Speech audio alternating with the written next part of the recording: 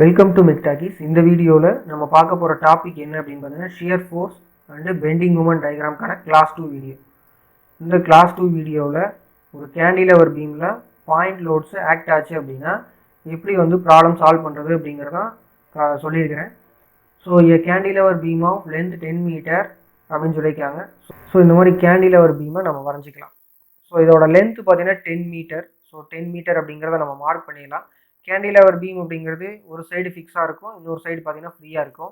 So இந்த ப்ராப்ளத்தில் எந்த சைடு ஃபிக்ஸ் பண்ணியிருக்காங்க, எந்த சைடு ஃப்ரீயாக இருக்குது அப்படிங்கிற கண்டிஷனில் எதுவும் சொல்லலை. அதனால் நான் ஆஸ் யூஸ்வலாக கேண்டிலவர் பீமை இந்த மாதிரி லெஃப்ட் சைடு ஃபிக்ஸ் பண்ணிக்கிற மாதிரி, ரைட் சைடு ஃப்ரீயாக இருக்கிற மாதிரி நான் வச்சுக்கிறேன். அடுத்து பார்த்தீங்கன்னா it carries a point load of 2 kN, 4 kN, 6 kN at a distance of 3 meter, 6 meter, 9 meter from free end அப்படின்னு சொல்லியிருக்காங்க. ஸோ ஃப்ரீ எண்டிலிருந்து தான் இந்த வேல்யூஸ் எல்லாத்தையும் நம்ம எடுத்துக்கணும்.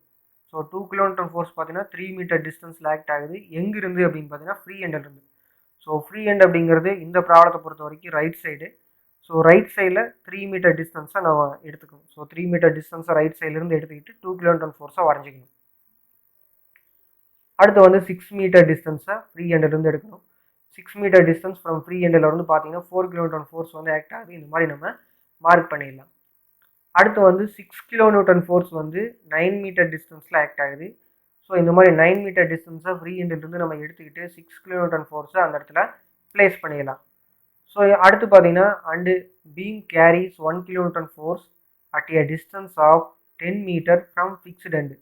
ஸோ இந்த இடத்துல ஃபிக்ஸ்டு எண்ட் அப்படிங்கிறது லெஃப்ட் சைடு. ஸோ லெஃப்ட் சைட்லேருந்து 10 மீட்டர் டிஸ்டன்ஸை நம்ம எடுத்துக்கிட்டோம் அப்படின்னா அடுத்த சைடு ஃப்ரீ எண்டு வந்துடும். ஸோ அந்த ஃப்ரீ எண்டில் 1 kN ஃபோர்ஸ் ஆக்ட் ஆகுது. ஸோ இந்த மாதிரி நம்ம மார்க் பண்ணிடலாம். So draw SFD and BMD. So shear force டயக்ராமையும் பெண்டிங் மூமெண்ட் டயக்ராமையும் வரைய சொல்லியிருக்காங்க. இப்போ நெக்ஸ்ட்டு பார்த்தீங்கன்னா ஒவ்வொரு பாயிண்ட் லோடு ஆக்ட் ஆகிற இடத்துக்கும் நம்ம நேம் கொடுத்துடலாம். ஸோ நம்ம ரைட் சைட்லேருந்து கால்குலேட் பண்ண போகிறேன். அதனால் ரைட் சைட்லேருந்து நம்ம நேம் கொடுத்துக்கலாம். ஸோ 1 kN ஃபோர்ஸ் ஆக்ட் ஆகிற பாயிண்டில் ஏ அப்படின்னு கொடுத்துக்கிறேன். அதே மாதிரி 2 kN ஃபோர்ஸ் ஆக்ட் ஆகிற பாயிண்ட்டுக்கு B, 4 kN C, 6 kN D, அது கடைசியாக பார்த்தீங்கன்னா ஃபிக்ஸ்டு பாயிண்ட்டுக்கு இ அப்படிங்கிற பேர் நான் கொடுத்துட்றேன். ஸோ இதுக்கப்புறம் நம்ம என்ன பண்ணலாம் அப்படின்னு பார்த்தீங்கன்னா இந்த பேலன்ஸ் இருக்கிற டிஸ்டன்ஸ் எல்லாத்தையும் நம்ம கால்குலேட் பண்ணலாம். இப்போ பிசி அப்படிங்கிற டிஸ்டன்ஸ் நம்ம கால்குலேட் பண்ணோம். இப்போ ஏசியோட டிஸ்டன்ஸ் 6 மீட்டர், அதில் ஏபியோட டிஸ்டன்ஸ் 3 மீட்டர் போயிடுச்சுன்னா பிசியோட டிஸ்டன்ஸ் 3 மீட்டர் கிடைக்கும். அந்த 3 மீட்டர் நம்ம கால்குலேட் பண்ண வேண்டி இருக்கும். அதே மாதிரி தான் சிடியோட டிஸ்டன்ஸும் பார்த்தீங்கன்னா 3 மீட்டர் வரும். எப்படி அப்படின்னா ஏடியோட டிஸ்டன்ஸ் 9 மீட்டர்லேருந்து ஏசியோட டிஸ்டன்ஸ் 6 மீட்டர் நீங்கள் மைனஸ் பண்ணிட்டீங்கன்னா சிடியோட டிஸ்டன்ஸ் 3 மீட்டர் நமக்கு கிடைச்சிரும். அடுத்து இடியோட டிஸ்டன்ஸ் 1 மீட்டர் வரும். எப்படி அப்படின்னா ஏஇயோட டிஸ்டன்ஸில் 10 மீட்டர் இருக்குது, ஏடியோட டிஸ்டன்ஸ் 9 மீட்டர் இருக்குது. ஸோ 10லேருந்து 9 போயிடுச்சு அப்படின்னா மிச்சம் 1 மீட்டர் இடியோட டிஸ்டன்ஸாக நமக்கு கிடைக்கும். So next shear force calculate பண்ணலாம். ஸோ ஃபஸ்ட்டு நான் எல்லா சியர் ஃபோர்ஸுமே ரைட் சைட்லேருந்து வர்றேன்.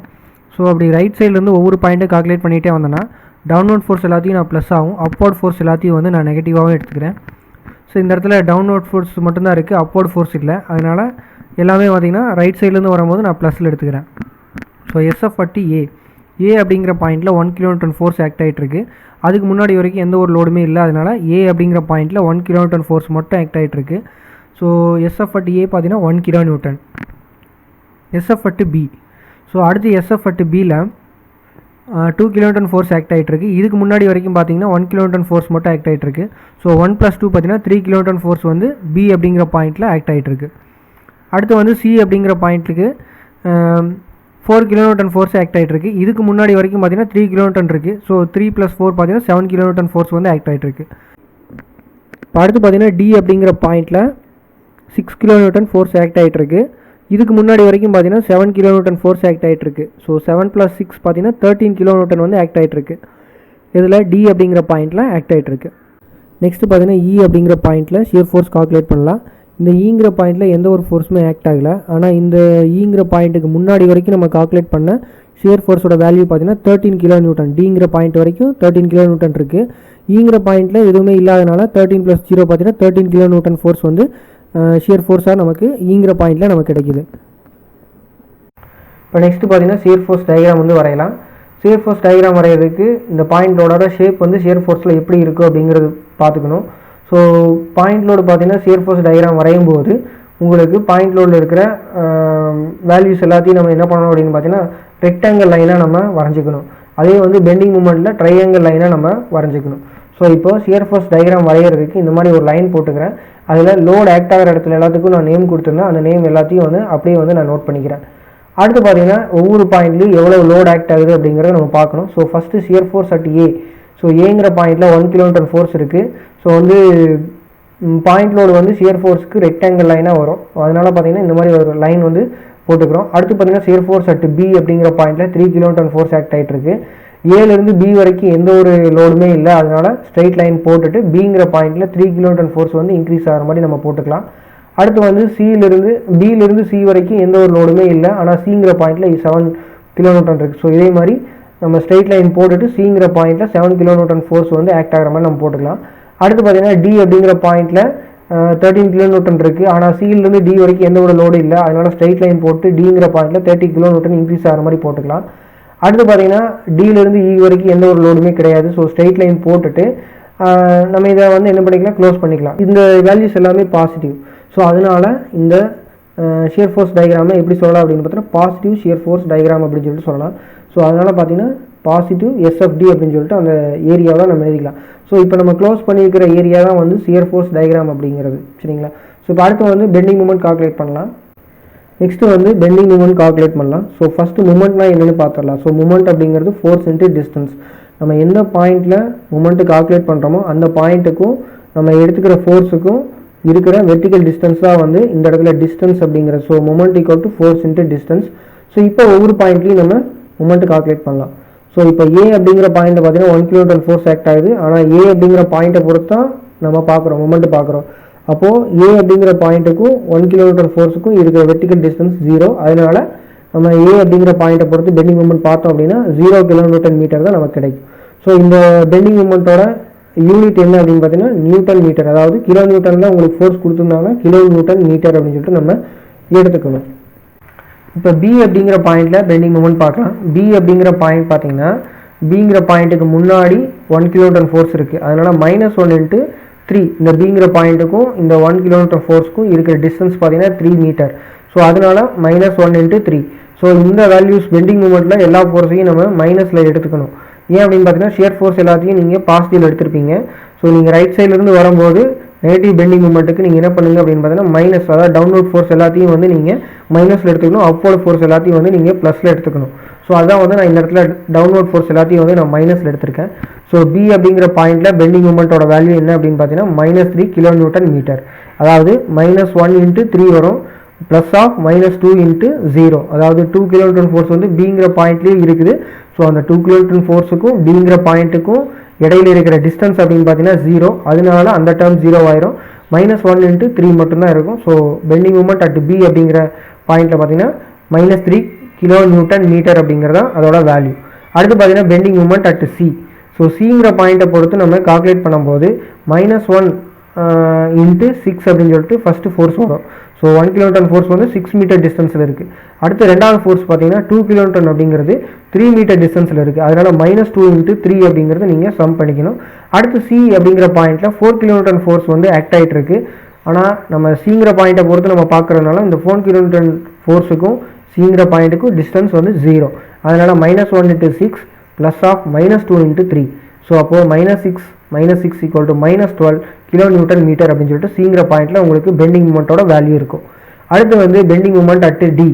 டிங்கிற பாயிண்ட்டை பொறுத்து நீங்கள் கால்குலேட் பண்ணும்போது 1 kN ஃபோர்ஸ் பார்த்தீங்கன்னா 9 மீட்டர் டிஸ்டன்ஸில் இருக்குது. அப்போ -1 × 9 ப்ளஸ் ஆஃப் 2 kN ஃபோர்ஸ் பார்த்தீங்கன்னா 6 மீட்டர் டிஸ்டன்ஸில் இருக்குது.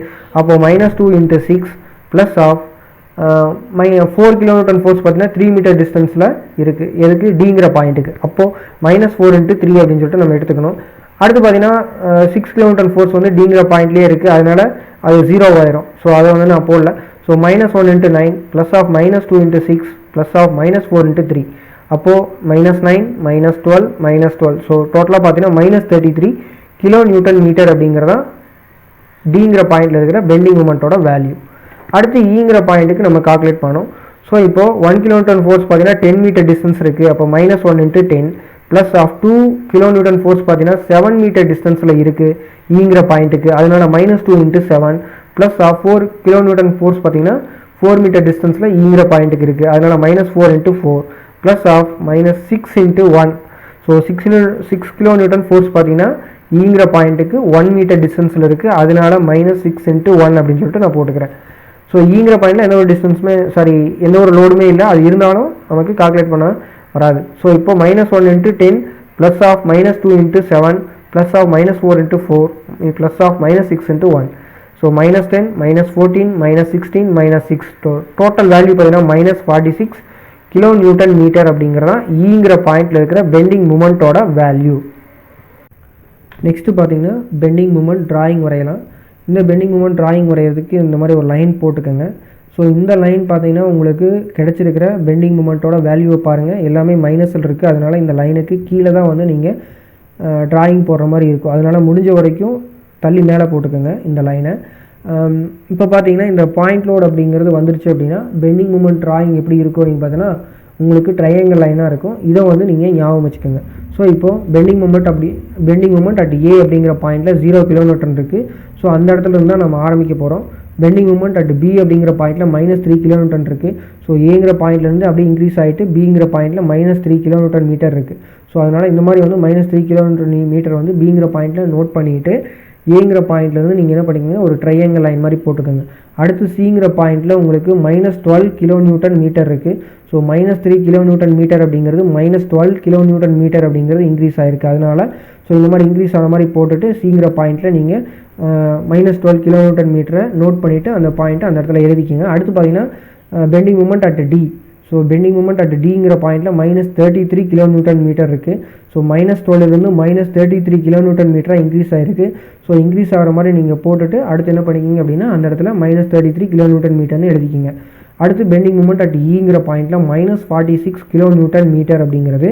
ஸோ இப்போ பார்த்தீங்கன்னா இந்த மாதிரி இன்க்ரீஸ் பண்ணிக்கிங்க. ஸோ -33லேருந்து -46 இன்க்ரீஸ் ஆயிடுச்சு. இன்க்ரீஸ் ஆனதுக்கப்புறம் மறுபடியும் நீங்கள் அந்த ஈங்கிற லைனில் இந்த -46 பாயிண்ட்டை வந்து இன்க்ரீஸ் ஆன மாதிரி போட்டுட்டு நீங்கள் அந்த இடத்துல எழுதிக்கிங்க. அடுத்து வந்து நீங்கள் என்ன பண்ணலாம் அப்படின்னு பார்த்தீங்கன்னா இதை வந்து க்ளோஸ் பண்ணிடுங்க. ஸோ இந்த பாயிண்ட்டை -46லேருந்து ஈங்கிற பாயிண்ட் வரைக்கும் நீங்கள் என்ன பண்ணிங்கன்னா க்ளோஸ் பண்ணிட்டீங்க அப்படின்னா இந்த ஏரியா இருக்குல்லையே இந்த ட்ரையாங்கிளோட ஏரியா தான் வந்து பெண்டிங் மூமெண்ட்டோட டயக்ராம் அப்படிங்கிறது. ஸோ இது வந்து நெகட்டிவ் பெண்டிங் மூமெண்ட் அப்படின்னு சொல்லணும். எதனால் அப்படின்னு பார்த்தீங்கன்னா கிடச்சிருக்கிற வேல்யூஸ் எல்லாமே வந்து நெகட்டிவாக இருக்குது. அதனால இந்த பெண்டிங் மூமெண்ட் டிராயிங் பார்த்தீங்கன்னா நெகட்டிவ் பிஎம்டி அப்படின்னு சொல்லிட்டு நம்ம சொல்லணும்.